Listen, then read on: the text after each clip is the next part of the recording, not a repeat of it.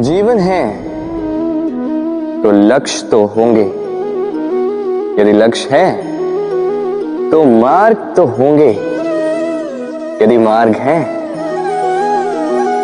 तो बाधाएं तो आएंगी। और इसी पर निर्धारित है कि हम जीवन में सफल होंगे या असफल, यश के भागी होंगे या तिरस्कार के। मान लीजिए आपको एक कार्य करना, आपको पर्वत पर चढ़ना। अब मार्ग के फिसलन आपको कई बार गिराए, चट्टाने आपको कई बार चोट दें। अब ऐसे में करेंगे क्या? सामान्य व्यक्ति चुनता है प्रतिकार, उस पर्वत को ही नष्ट कर देने का विचार करता है, उसकी नींव को ही खोद देने का विचार करता, किंतु पर्वत को तो कोई नष्ट ना कर पाए, तो असफलता के साथ साथ अपयश का भी भागी बन जाता। दूसरा मार्ग है परिवर्तन। यदि आप उस पर्वत को खोदने के स्थान पर उस पर सीढ़ियां बना दे तो आप भी उस पर्वत पर चढ़ सकते हैं, कोई और भी उस पर्वत पर चढ़ सकता है, आने वाली पीढ़ी भी उस पर चढ़ सकती है, और यही आने वाली पीढ़ी सदा आपका यश गाएगी। इसलिए जीवन में प्रतिकार नहीं, परिवर्तन चुन, बदला नहीं, बदलाव चुन। आपकी ये बाधा आपकी मित्र बन जाएगी। राधे राधे। संसार में सबसे अधिक पवित्र माना जाता है गंगा जल को। कभी सोचा है क्यों? क्योंकि गंगा जल का आविर्भाव ही शुद्ध होता है, उसका जन्म शुद्ध होता है, जहां से उसका प्रारंभ होता है वो शुद्ध होता है। और प्रारंभ का शुद्ध होना अति आवश्यक है। हमारे जीवन में प्रारंभ होता है हमारे विचार से।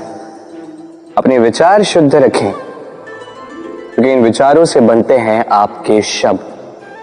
आपके शब्द शुद्ध रखें, क्योंकि इन शब्दों से आपके कार्य संपादित होते हैं। आपके कार्य शुद्ध रखें, क्योंकि ये कार्य बनाते हैं आपका स्वभाव।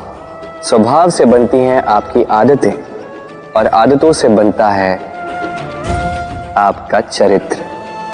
और ये चरित्र संसार के समक्ष आदर्श के रूप में आता है।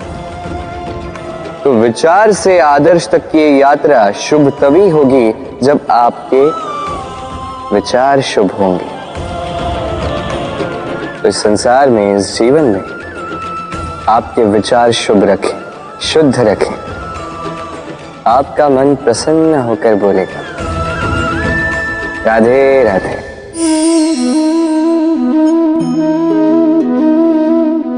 दूध और माखन। यदि मैं आपसे पूछूं कि इन दोनों में संबंध क्या है, आप कहेंगे सरल सी बात है, दूध से ही तो माखन बनता है। यदि मैं आपसे पूछूं कि इन दोनों में अंतर क्या है, तो कोई कहेगा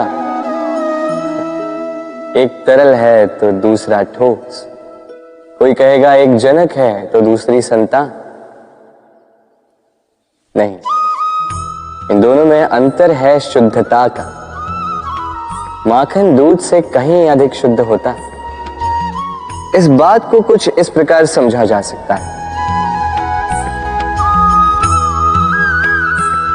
यदि कोई कीट आकर उस पात्र में गिरे जिसमें दूध गिरा है, तो आप क्या करते हैं? आप दूध को फेंक देते हैं। किंतु यदि कोई कीट आकर उस पात्र में गिरे जिसमें माखन रखा गया, तो आप क्या करते हैं? आप उस कीट को निकाल कर फेंक देते हैं। ये कीट मैला है, ये कीट दूषित है। और यदि हमारा मन निर्मल ना हो, तो ये कीट हमारे मन को भी दूषित कर देगा, उसे मैला कर देगा। किंतु यदि हमारा मन माखन की भांति शुद्ध हुआ, तो कुविचार को स्वयं से जाना होगा। स्मरण रखिएगा, इस संसार में कीट तो रहेंगे, अब दूध बनना है या माखन, निर्णय आपका। राधे राधे। आपने जीवन में कभी न कभी किसी पौधे को जल तो दिया ही होगा।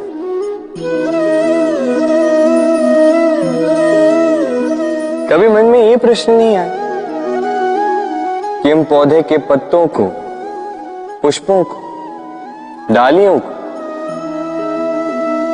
उन्हें तो हम कभी पानी नहीं देते, फिर भी कैसे उन तक पानी पहुंचता है, फिर भी कैसे वो जीवित रहते। आप कहेंगे सरल सी बात है, ये कैसा प्रश्न पूछ रहे हैं। जड़ को पानी दो तो वो पौधे के अंग अंग तक अवश्य ही पहुंचेगा, है ना। कुछ इसी प्रकार होते हैं हमारे कर्म, हमारा प्रेम। यदि निश्चल भाव से कर्म करोगे, सेवा करोगे, तो किसी न किसी रूप में स्वतः परमात्मा तक पहुंचेगा ही। आत्मा के भीतर से प्रेम करोगे, स्वतः छलकेगा ही और दुगना लौट कर भी आएगा, इस पौधे की छाव की भांति। तो मन और आत्मा से कर्म करें, मन और आत्मा से प्रेम करें, आनंद ही आनंद होगा। राधे राधे। इसे कौन नहीं पहचानता, ये है रोटी। यही तो है वो कारण जिसके लिए मनुष्य दिन रात कड़ा परिश्रम करता है। ऐसे देखा जाए, यदि ये रोटी यूं ही मिल जाती तो मनुष्य कदाचित कुछ कार्य ही नहीं करता, कष्ट नहीं करता, जीवन में परिश्रम ही नहीं करता। वैसे एक बात तो है, ये रोटी केवल भूख ही नहीं मिटाती, जीवन की बड़ी सी बड़ी सीख दे जाती। अब तनिक सोचिए, ये रोटी आपको स्वादिष्ट केवल तभी लगेगी, ये रोटी आपके स्वास्थ्य के लिए अच्छी केवल तभी होगी जब ये दोनों ओर से ठीक से सेकी जाएगी, है ना। हमारे जीवन में संबंध भी कुछ इसी प्रकार होते हैं। यदि दोनों ओर से अच्छे से निभाए जाए तभी आपको आनंद देते। इसलिए केवल पानी के लिए आतुर न रहे, लौटाने में भी विश्वास रखें। क्योंकि जब एक संबंध में दोनों ओर से प्रेम होगा, दोनों ओर से करुणा होगी, कुछ करने की चाह होगी, तभी वो संबंध आपको जीवन में आनंद देगा। तो जब जब रोटी खाएं, स्मरण करें कि आपको आपके संबंधों को भी इसी प्रकार मधुर बनाना है। मन प्रसन्न होकर बोलेगा, राधे राधे। वर्षा में कई बार आपने इंद्रधनुष देखा होगा, सतरंगा, मन भाव। पहला प्रश्न, ये इंद्रधनुष बनता कैसे? होता यूं है कि जब वर्षा की बूंदों से प्रकाश होकर निकलता है, तब वो अपने वास्तविक 7 रंगों में विघटित हो जाता है और तब हम इस इंद्रधनुष को देख पाते हैं। दूसरा प्रश्न, ये इंद्रधनुष वर्षा की बूंदों से ही क्यों बनता है? कारण है शुद्धता।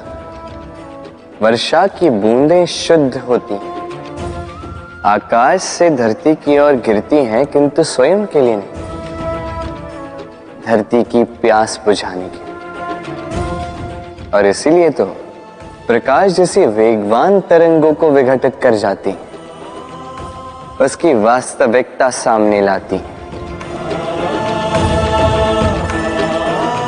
यदि आप भी शुद्ध मन से परोपकार करोगे, औरों के लिए जियोगे, तो विश्वास कीजिए, कोई आपको छल नहीं पाएगा। बड़े से बड़ा प्रहार टूट जाएगा यदि आपके मन में प्रेम की शुद्धता है। राधे राधे।